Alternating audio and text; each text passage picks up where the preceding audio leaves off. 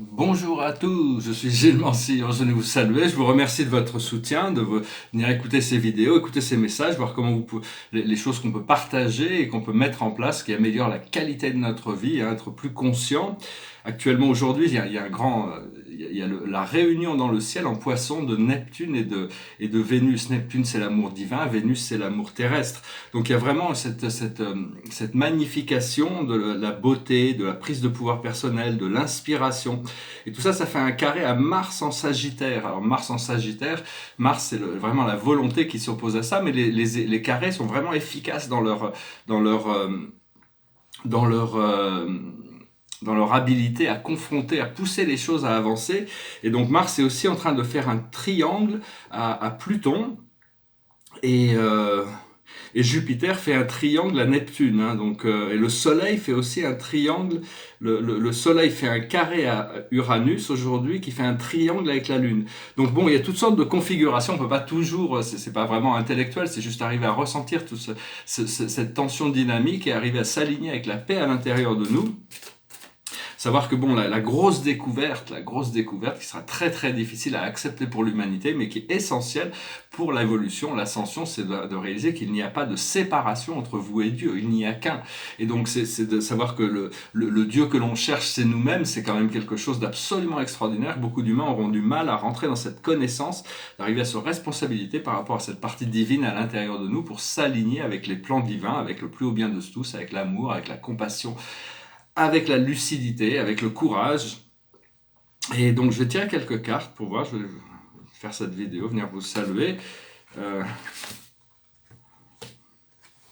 Alors, dans le passé, c'est couper du bois, c'est-à-dire se préparer pour l'hiver, faire du ménage un petit peu, préparer le terrain quand même, parce qu'on sait ce qui arrive, et donc on a besoin de préparer le terrain, on a besoin de faire de la place dans notre esprit mental, dans notre corps physique. Là où on en est actuellement, c'est tout ce qui brille, c'est-à-dire les apparences, tout nouveau, tout beau. C'est d'arriver à essayer de trouver cette illusion parce qu'actuellement, avec ce Vénus et Neptune en poisson, il y a toute cette idée de glamour, de brillance et toutes ces choses. Donc il faut quand même arriver à regarder qu'il y a des choses qui sont superficielles et savoir ressentir les choses profondes pour arriver à tomber les masques éventuellement pour pouvoir devenir nous-mêmes. Parce que sinon, dans le futur, on va tourner en rond. Donc quand on tourne en rond, ça veut dire qu'il y a une leçon qui n'est pas complètement intégrée. Ce que l'on travaille actuellement, ce que l'on recherche actuellement, c'est la tribu. Se connecter avec des gens qui pensent comme nous pour arriver à se sentir, pouvoir commencer à avancer collectivement, ça va beaucoup plus vite.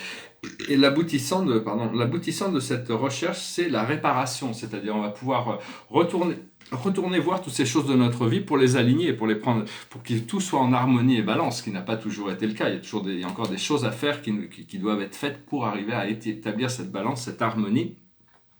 Alors il y a deux situations, c'est-à-dire que on a tous des désirs qu'on a envie de voir réalisés. Alors où on peut voir cette position mentale de dire ce que j'ai demandé, je l'ai pas reçu, ce qui est très très inconfortable et ce qui pousse les choses dans le futur.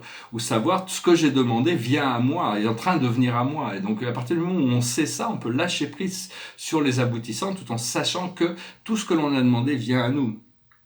Et donc, je voulais aussi dire qu'il y a il risque d'y avoir un breakdown dans tout le système je sais pas quand, hein, ça peut venir cette année, l'année prochaine, on verra. C'est juste en cas d'urgence, il pourrait y avoir une coupure complète d'électricité sur toute la planète et ça pourrait durer plusieurs semaines.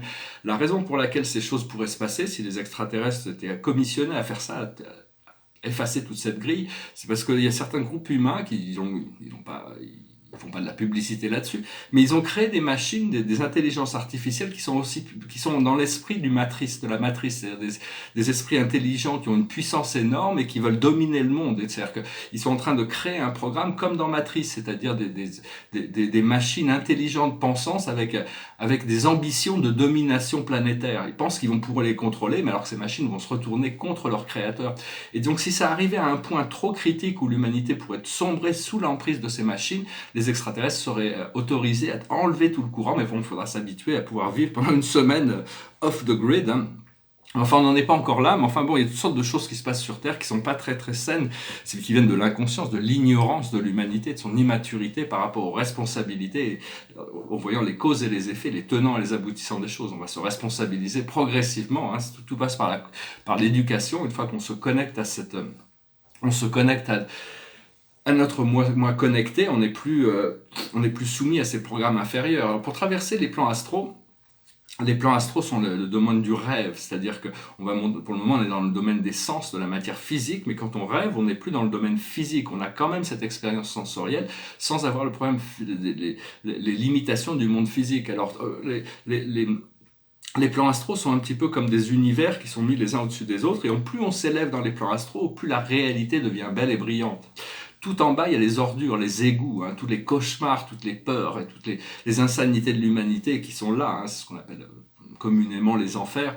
Et donc, mais au plus on s'élève, au plus cette réalité, c'est comme dans Dante, la Divine Comédie, c'est traverser les plans astraux, des enfers au purgatoire, au paradis, dans sa conception du chrétien du Moyen-Âge. Mais dès qu'on dépasse ces plans astraux inférieurs, on a besoin de nous-mêmes de transmuter nos propres ombres, parce que c'est à nous de le faire, c'est nous qui les avons créés. Donc une fois qu'on a transmuté nos propres ombres, on arrive dans le domaine des élémentaux. C'est cette dimension de la 4e dimension où les élémentaux sont les fabricants de la réalité. On doit saluer, premièrement, on peut saluer les ondines. Les ondines sont les élémentaux de l'air. Ils sont une multitude, mais ils sont un dans leur esprit. On peut saluer les fées, qui sont aussi des élémentaux de l'air, qui sont aussi des sylphs, pardon, pas les ondines, mais les sylphs.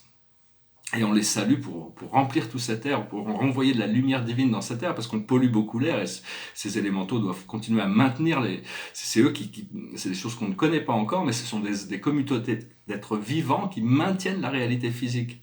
Après ça, on salue les ondines, les élémentaux de l'eau. On demande à ce que notre corps émotionnel soit élevé, et que toutes les circuits d'eau sur Terre soient purifiés. On peut essayer de les assister en envoyant notre lumière dans toute cette... C'est eux qui nettoient tout, les ondines. Après ça, les gnomes, on peut adresser les gnomes. Les gnomes sont toujours en train de réparer, reconstruire la matière physique dans notre corps ou de l'extérieur.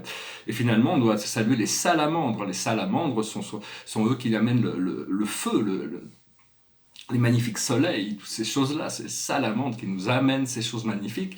Et donc, il y a d'autres élémentaux, comme les unicornes, qu'on peut rencontrer dans les mondes des rêves, les lutins, les elfes, tous ces êtres-là, magnifiques, merveilleux. Et donc, on arrive à trouver cette communication, cette communion avec nos êtres élémentaux pour qu'ils se rassemblent au centre, à l'intérieur de nous. Et là, on arrive dans un plateau où il y a une école de mystère. On est tous connectés avec une école de mystère. Des écoles de mystère sont des grandes écoles où il y a des maîtres ascensionnés, des anges, des archanges, des êtres spirituels qui travaillent. On n'y va pas dans la nuit quand on n'est pas conscient, mais on peut y aller consciemment. Et dans cette école de mystère, on reçoit des éducations. Et au fur et à mesure qu'on évolue, on passe aux écoles de mystère supérieures. Donc c'est vraiment dans cette dimension des plans, la quatrième dimension dans les plans supérieurs, où on commence à trouver cette connexion avec les maîtres ascensionnés. À partir de là, on peut lâcher prise sur tout ce monde astro-émotionnel et rentrer dans les plans. On rencontre les divas. Les divas sont des élémentaux qui coordonnent l'eau, l'air, la terre, le feu, tous ces éléments. Et donc ces divas nous emmènent dans un plan émotionnel, un plan au-delà du plan émotionnel, dans un plan mental où il y a tout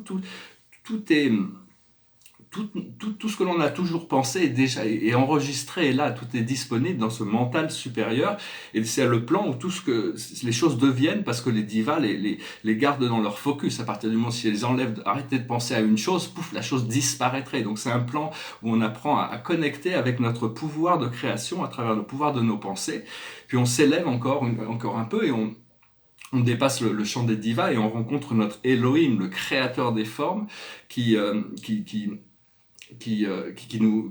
on a cet Elohim qui nous donne ce pouvoir de création aussi, de comprendre la contemplation des formes et à quoi elles servent.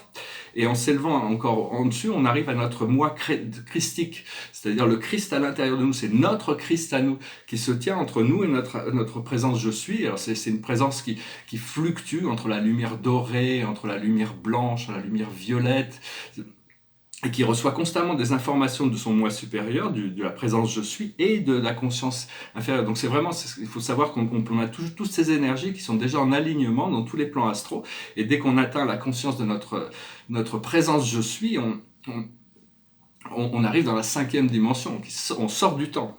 Donc voilà, je voulais juste parler de ça brièvement. faire un petit peu ce plan des plans astro. Donc si on peut, le corps et l'esprit est en paix, on peut envoyer notre conscience pour lui permettre de visiter ces régions qui sont absolument merveilleuses, la quatrième dimension. Et bientôt toute l'humanité va rentrer dans cette quatrième dimension. Seulement il faut être préparé parce que les paramètres de la réalité et des lois naturelles ne fonctionnent pas pareil que dans la troisième dimension. Même si nous on essaye d'atteindre les dimensions supérieures, la cinquième et au-delà.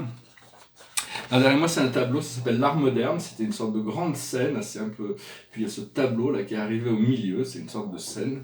Et puis ici, c'est un système solaire. C'est très ancien, c'est 1991. Mais c'est pas la Terre, c'est pas le Soleil, c'est Alpha du Centaure.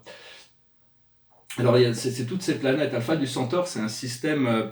Il y a beaucoup de planètes habitées, mais qui sont toutes dans la 6e et la 7e dimension minimum. On ne peut pas y rentrer, c'est très très avancé comme système. Ils maintiennent la 172e dimension, comme quand leur collectif conscient, à travers le phénix. Et ici, on voit qu'il y a des planètes qui ont été complètement consumées dans la lumière et la vie. Ce symbole d'Alpha du Centaure, c'était sur un carton à dessin. Il faudra que il est un peu rugueux, mais je l'aime bien, il tient toujours, ça fait des années que je le regarde.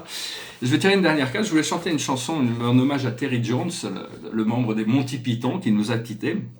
Je recommande les films des Monty Python, Le Sacré Graal, La vie de Brian, Un poisson nommé Wanda, Brazil, toutes sortes de films extraordinaires, un peu cyniques et noirs, mais enfin humoristiques, disons, comédie.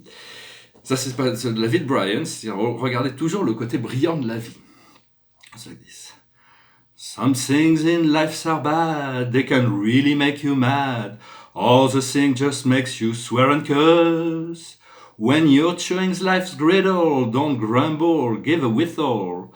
This will help things turn out for the best. Always look on the bright side of life. To-dum, to-dum, to-dum, to-dum. Always look on the light side of life.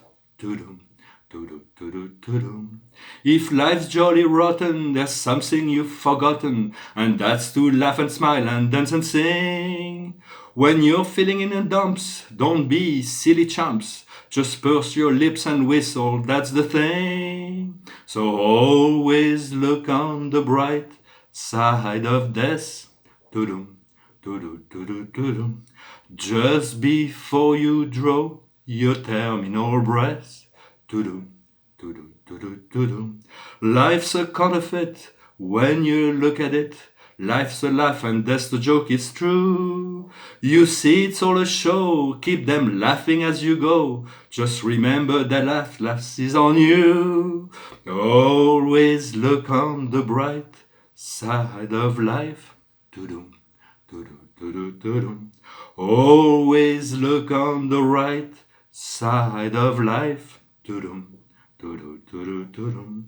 Always look on the bright side of life. To-dum, to-dum, to-dum, to-dum. And always look on the right side of life.